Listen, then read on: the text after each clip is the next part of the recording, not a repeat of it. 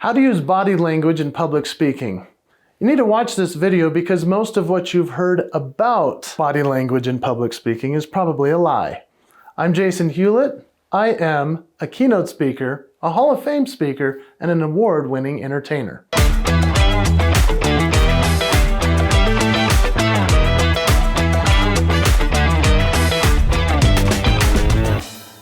So in this video, we're going to dispel some of the myths of speaking, and you're probably going to be surprised at one of them that's coming from me especially. What are the 3 most powerful poses that you can use as a speaker? I'll show those to you in just a moment. By the end of this video, you'll know exactly how to use your body and how to also match up with your language what you're saying in order to make it believable. So let's start with the don'ts of public speaking with body language. Myth number 1 is they say don't put your hands in your pockets. Have you ever heard that?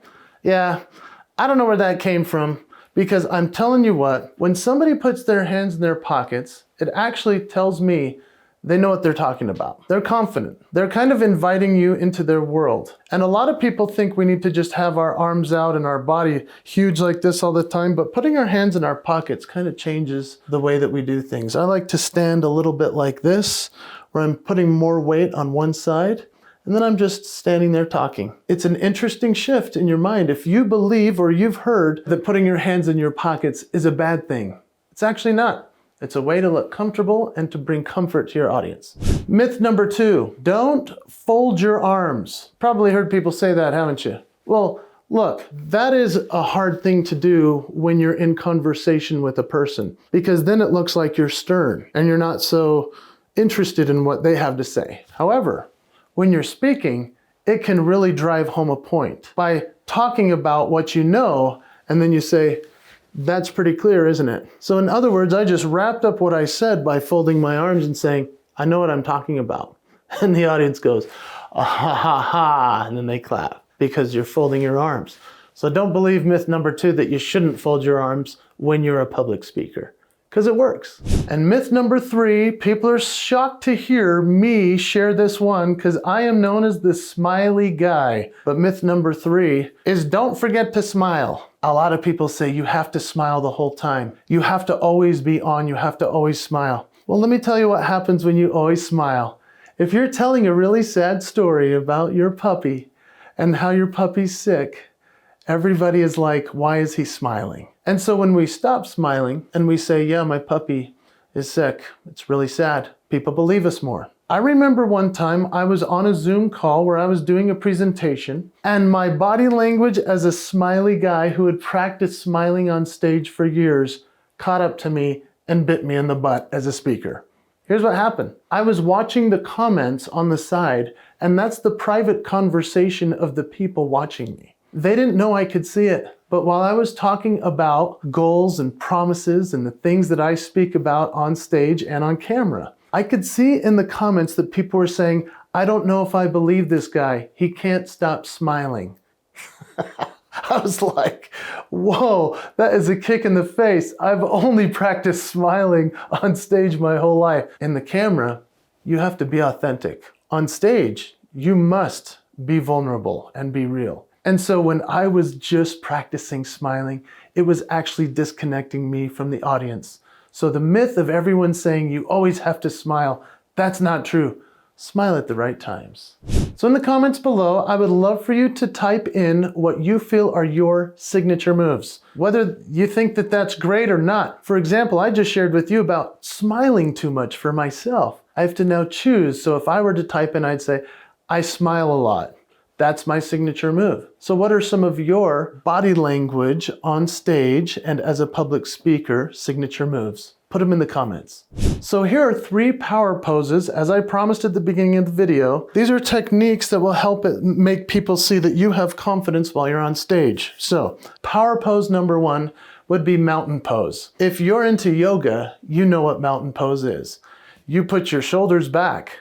You look like you know what you're doing. You stand properly. You see, I've seen speakers come out on stage. This is how they walk on. I'm going to go off camera and come back to show you how they do it. They just stand in their place. I've seen some speakers that stand there the entire speech. For example, I saw a lady named Immaculée. She spoke for an entire hour like this and did not move at all. And we were riveted for an hour because she stood in her power. Hey, that rhymed. But she was so amazing because she did not move at all other than to look at us and turn her body this way and then turn her body that way. I don't think she was nervous. I think she found power in this spot and in this pose. Now you can get fixed to this spot, and if you're not powerful in what you're saying, maybe people will not be as interested. But I have seen comedians do the same thing where they come, they stand and they stand there. Others walk back and forth. We can talk about some more of those in a moment. Power pose number 2 is using your arms and your body to show yourself as being big, to tell a story or an example. Think of some of those speakers that you've seen online or maybe in person.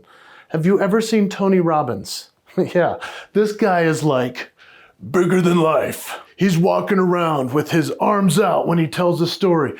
The fish was not this big, it was this big. So as we use our body to share what we've got, it actually emphasizes the story and it makes us believe more of what they're saying by utilizing our hands with big gestures. As long as they're not too exaggerated and look ridiculous, it's important to share them. Let me show you what happens when somebody does it halfway. There was a group called the Bee Gees that are singers. And singers are important because we watch them as public speakers and we think, oh, I think I can use my body a little bit better. If the Bee Gees were singers back in the 70s and they went, stay alive, ha, ha, ha, ha, ha, that's not enough. We want them to go all the way up. Stay alive, stay alive. So are you fully committed to using your body or are you holding back? Another guy I love watching back in the 90s, Ricky Martin. Do you remember the Latin Lover?